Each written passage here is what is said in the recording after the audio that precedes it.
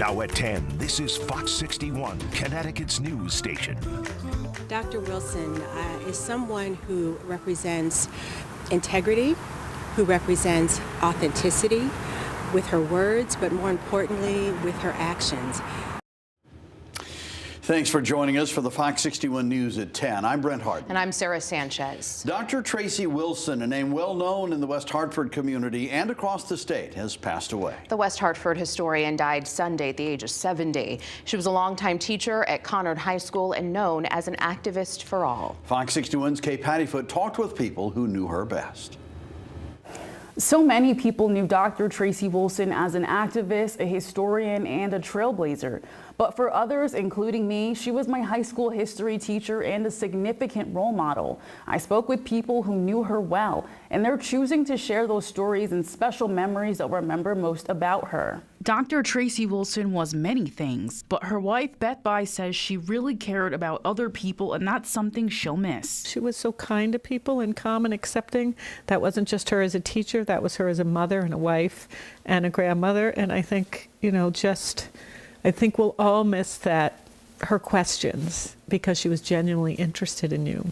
Former colleagues are remembering their coworker turned mentor. West Hartford Superintendent Paul Vicinis says he'll never forget how she created a course geared to African American history. She wrote the curriculum for us. She taught in 10th grade with the full intent that these would be students that she could mentor, that she could inspire, who would then go on to take the AP course, most likely in their 12th grade year. State Representative Tammy Exum looked back on a time when she wanted her son to take that same class. I went to her and I said, I don't know, would this be a good class placement for him? Because I think it was at that time maybe an AP class, and it would have been his first. And she said, oh, there's not a student who wants to learn that I can't teach. Wilson and Bai were the first same-sex couple to be legally married in the state of Connecticut when same-sex marriage was legalized in 2008. Dr. Wilson taught at Conard High School for more than 30 years, and teachers like Steve Bassey and Sean O'Connor say they were always blown away by her. Tracy was probably the most knowledgeable person I've ever met. Yet she was always the first person to ask a question. She became almost more motivated to both understand history, but also to give a voice to voiceless people. She'll be most remembered by those who loved her as a go-getter, an activist, and a leader. She believed that you had to participate and you had to, it's not always pretty. Sometimes you disagree with people you really like and you have to push. And she wasn't afraid to push. Dr. Wilson's funeral will be held Thursday, March 6th, and the family tells me they're expecting a tremendous turnout from people that want to pay their respects. In West Hartford, Kay Pattyfoot, Fox 61. Now, Fox 61 Weather Impact with Chief Meteorologist Rachel Frank. Another day of winter warmth with highs soaring through the 50s, lots of melting, and now we have some rain coming in. But here's something interesting. Despite the fact that we had highs up around 50 degrees today, there is a chance for parts of the state to see a few snowflakes. I'm not expecting much of any impact from it. It's just, the weather in New England doing interesting things per usual. So looking at the radar, you're seeing some showers advancing. These are really, really light in nature. But again, we've got some approaching lower Fairfield County. And as we head through the evening tonight, we'll see a rising chance for these showers filling in. And watch, again, a little bit of a mix possible for some inland areas, especially the Northwest Hills. As we head through the day tomorrow, we're just dealing with off and on showers. But with clouds and showers in February, you'd expect temperatures to be very cold, but they won't be. Once again, we're looking at highs in the 40s to near 50 degrees. Temperatures as we head through the overnight hours will dip a little bit, but then they do start to rise as we head towards daybreak. So I think it'll be okay for the morning drive, although you're using the windshield wipers. It is warm but wet at times, and I do think we try to dry things out later in the day, although there could be a leftover isolated shower right into the evening hours. We're going to talk about when this winter warm up comes to an end coming up. All right, Rachel, thank you. And tonight's Consumer Alert, the cost of a grocery staple is expected to increase again. The USDA predicts egg prices will go up more than 40% by the end of 2025, and that's on top of what you're already paying. Fox 61's Stefan Reels takes a look at how this is impacting local grocery stores and shoppers. It's one of the most common breakfasts out there, and now it's a hot commodity for Americans. If you're like me, you have a couple of these bad boys every single morning.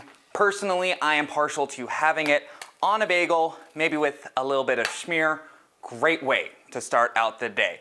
But the prices recently have been a little less than ideal. About a year ago, it cost about $2.50 to buy a dozen eggs.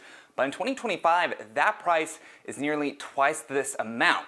And that really has left a foul taste in some shoppers' mouths and has changed shopping habits altogether. As the cost of eggs reach a record high, shoppers like Stephen Herring in Glastonbury have stopped buying them as much as they used to. Kind of just stayed away from them. We're gonna do like deviled eggs for Super Bowl, and we were just kind of like, yeah, we'll exclude that as an app. The latest consumer price index show the cost of eggs jumped 15% in the last month alone. A cost fell at grocery stores across the country. We're just trying to keep things as reasonable as we can. Ben DeBow is the executive director of Forge City Works, the organization behind the grocery on Broad.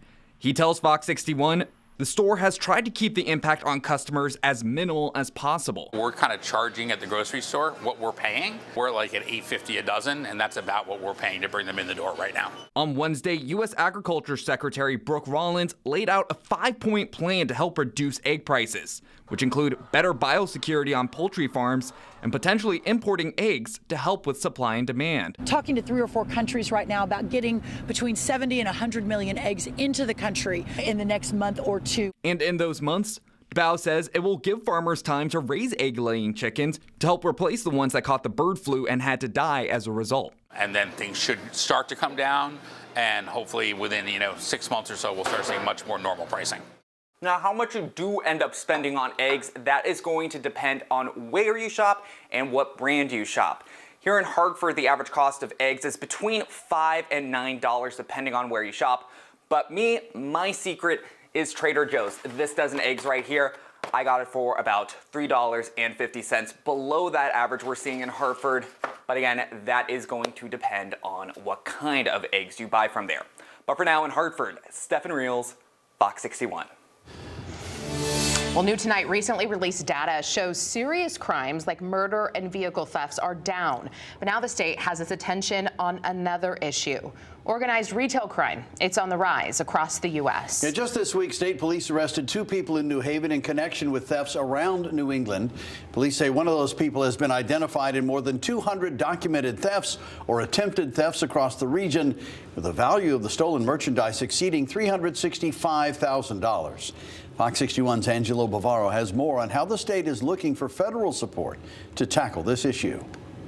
Connecticut Attorney General William Tong announced he is co-leading a multi-state bipartisan coalition that is urging Congress to take legislative action on this issue. In a letter to congressional leadership, Tong and others noted the impact of organized retail crime, including retailers like Walgreens being forced to close doors because of financial losses and employees being physically assaulted.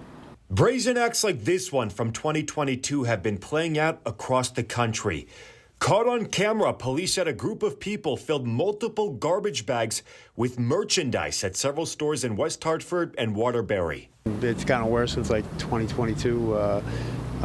Everything's locked up. It's gotten to the point that even ice cream's locked up. You got to ask the priest or like the counter to, hey, can you unlock the ice cream? In some cases, the videos show more than just run-of-the-mill shoplifting. We're talking about organized retail crime. Organized retail crime typically involves stealing goods from retailers through various different methods at different stages of the supply chain.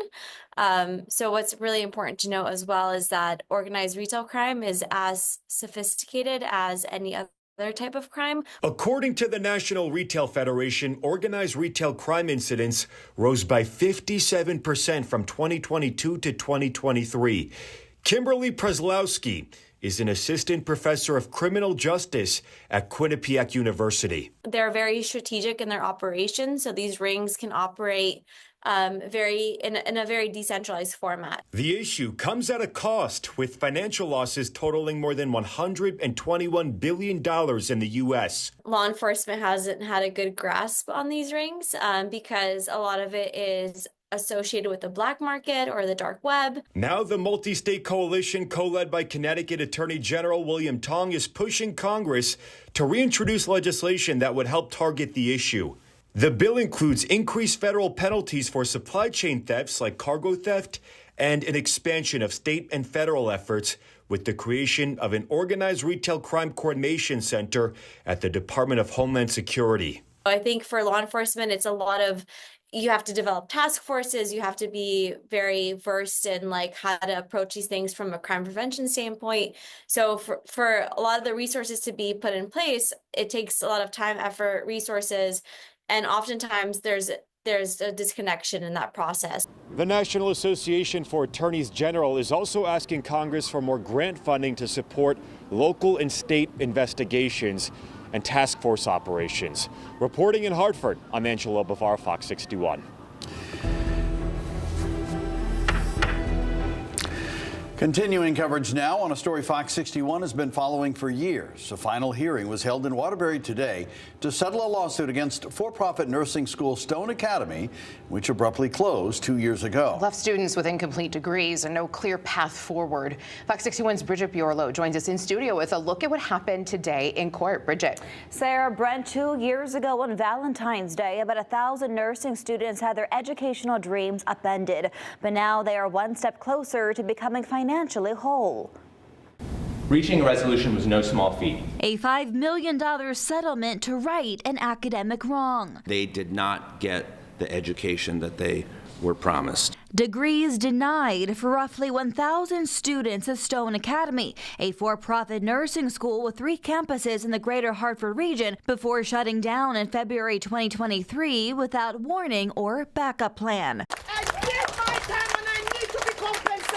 Students like Sasha Cantle told Fox 61 at the time the whole ordeal felt like a nightmare. I'm feeling very defeated, very overwhelmed, very disappointed, disgusted. Her college credits no longer counted, and the money put toward her education seemingly wasted. Until now, as a Waterbury judge is deciding how to divide the multi-million-dollar settlement struck between the owners of Stone Academy and students like Cancel. It still shocks me, you know, the stories of these students, mostly women, many immigrants, many people of color, women who had other jobs. Attorneys say the amount each student gets will depend on the length of time they attended the school and how close they were to graduating. The settlement is more than just money. The settlement is, of course, money, and it's an important part of the settlement, but it's also programmatic relief for students who are furthest along in their program, students who are, you know, weeks away from finishing, were enrolled in the exit exam or in VADI. They'll have the opportunity to complete their programs and to become licensed practical nurses in Connecticut, a state that desperately needs more nurses. He went on to say his legal team is also exploring legislative options that will provide additional educational opportunities like scholarships and grants for the remaining students who would still like to complete their degree. The settlement also bars Stone Academy owner Joe Bierbaum from the business of higher education here in Connecticut for the next 5 years. And keep in mind, his other for-profit institution, Pear College of Art in Bridgeport, that's also under investigation for dubious business practices. In studio tonight, I'm Bridget Burelow, Fox 61. Brent.